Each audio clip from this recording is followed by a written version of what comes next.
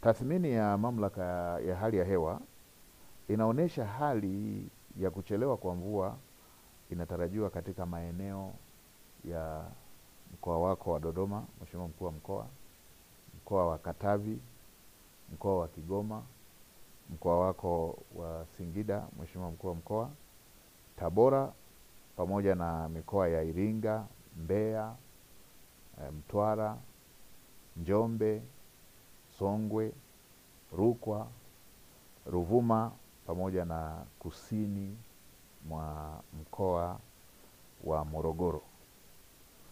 Na kutokana na taarifa hiyo, mamlaka ya hali ya hewa Tanzania nimeona ni vyema nitumie fursa hii kusisitiza masuala kadhaa muhimu kwa wananchi na mamlaka mbalimbali za serikali ili tuweze kujiandaa. Moja, Watanzania wote kujenga tabia ya kufuatilia kwa karibu taarifa za utabiri wa hali ya hewa pamoja na kuzingatia ushauri na maelekezo yanayotolewa.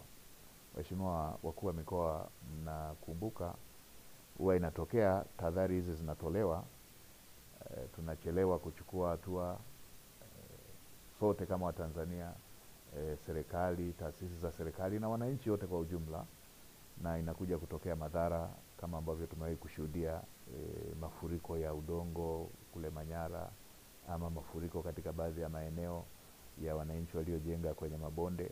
Kwa mara hii tunatahadharishwa kuhusu uhaba wa mvua, kwamba mvua hazitakuja za kutosheleza na zitakuwa na mtawanyiko usioridhisha. Ninawakumbusha wakulima kujiandaa, kuwa tayari kuandaa mashamba kwa wakati na kutumia pembejeo ikiwemo mbegu na mbolea zinazoendana na hali ya hewa tuliyotahadharishwa. Tutumie mbolea na tutumie mbegu zinazoendana na upatikanaji wa mvua chache, sambamba na kuzingatia ushauri wa wataalamu wa kilimo ambao kwa sasa wanazunguka nchi nzima kukutana na wakulima na kutoa elimu. Pamoja na kuwa hakuna tishio la uhaba wa chakula kwa sasa, kama nchi tuna akiba ya ziada, tuna chakula cha kujitosheleza, tuna hifadhi ya chakula ya kutosha kama nchi. Lakini ni vyema wananchi waendelee kuzingatia matumizi sahihi ya chakula, ikiwemo kuweka akiba na kuepuka matumizi yasiyofaa, kwa sababu tumetahadharishwa kuhusu hali ya mvua kwamba hazitatosheleza, kwa hiyo huenda ikaathiri mavuno. Kwa ni vizuri tukaanza kuhifadhi akiba ya chakula tulionayo.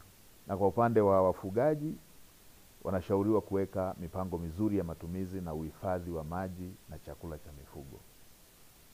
Ni jambo ambalo mara zote tumekuwa tukielezewa, na ni vizuri sana tukalizingatia, hasa kwa wakati huu: matumizi bora ya malisho, uhifadhi wa chakula pamoja na maji kwa ajili ya mifugo, ili yasijitokeze yale ambayo tumewahi kuyashuhudia ya upotevu mkubwa wa mifugo kutokana na uhaba wa chakula pamoja na maji.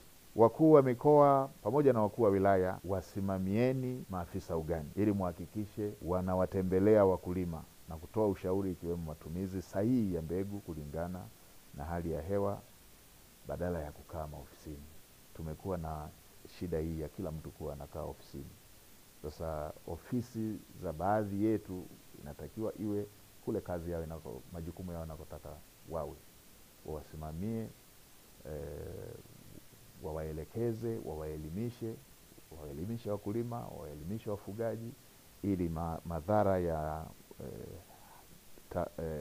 tahadhari hii tuliopewa yasiwe makubwa kwa wananchi wetu. Na kwa upande wa mamlaka ya bandari, mamlaka ya mapato TRA, TFC, wahakikishe kama kuna shehena zozote ambazo pengine ziko bandarini, pengine ziko kwenye meli, pengine zinakamilisha utaratibu wa kutolewa, zitolewe kwa udharura, zitolewe haraka, ili wakulima wetu waweze kuwahi msimu, pasiwepo na ucheleweshaji wa mbegu ama mbolea ama viuatilifu katika wakati huu ambapo wakulima wanataka